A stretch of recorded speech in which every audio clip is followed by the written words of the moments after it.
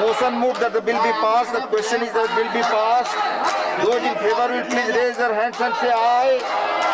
Those against will please raise their hands and say no. I think the ayes have it, the ayes have it, the ayes have it, the bill is passed. This was the manner in which two of the three essential farm bills were passed through Rajya Sabha via a mere voice vote. The drama, which saw its inception in the Sushant Singh Rajput case, seems to have reached Rajya Sabha now. But then, what is it about these bills which has created a controversy which has rivaled even the ultra-dramatic SSR case? What is the relationship between the recent NCRB farmer suicide data and these bills? And what is the condition of farming sector in India? My name is Ishan Fauzdar from The Upfront, and today I'll try to break down this entire mess. So let's get down. The two of the three bills which were passed through Rajya Sabha were brought in Lok Sabha in the first place through the controversial and hasty route of ordinances. The two bills passed through Rajya Sabha were namely the Farmers Trade and Commerce Promotion and Facilitation Bill 2020 and the Farmers Empowerment and Protection Agreement on Price Assurance and Farm Services Bill 2020. Huge names, by the way, right? So, jointly, the three bills aim to liberalize the agricultural sector of India. But the point of controversy revolves around one single bill, the Farmers Trade and Produce Bill. This bill has also been called the APMC Bypass Bill. APMC stands for Agricultural Produce Market Committee. Under the previous law, certain areas in each state were regulated by APMC and farmers were incentivized to do trade in these very areas. These areas were called market areas or APMC mandis.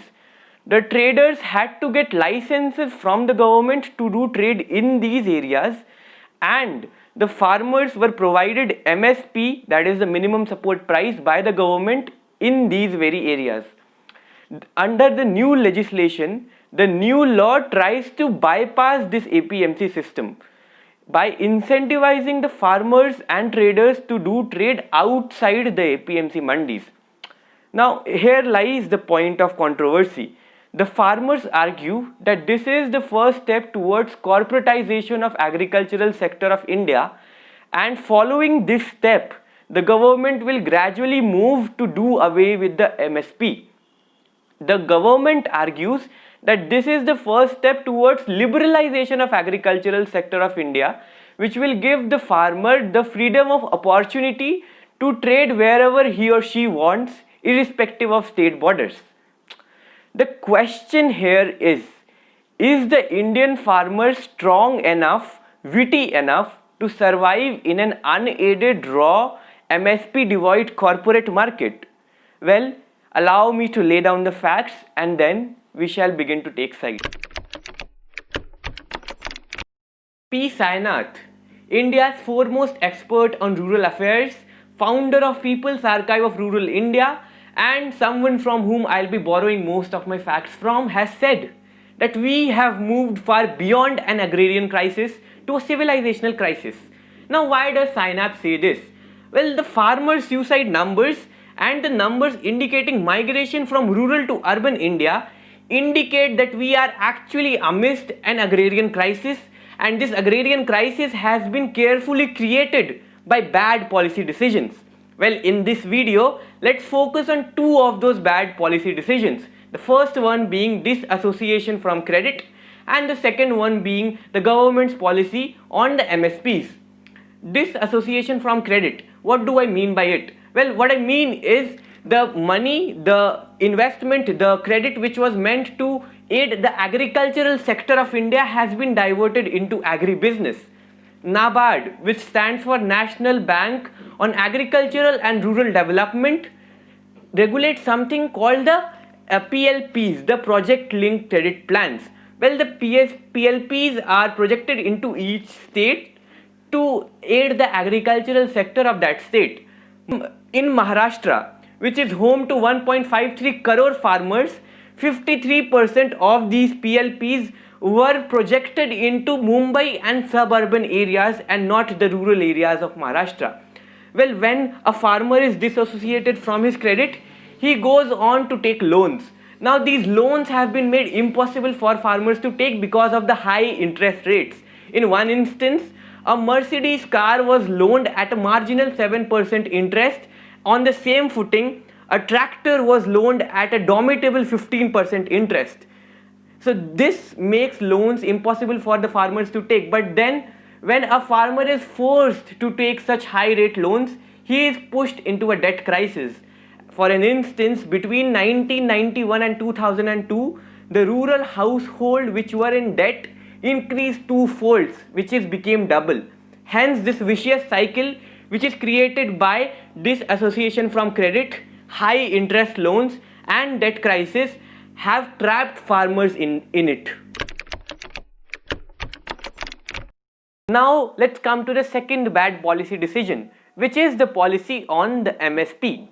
MSP is the minimum support price which is provided by the government to the farmers, which is guaranteed by the government to the farmers on buying their produce only in the APMC mandis.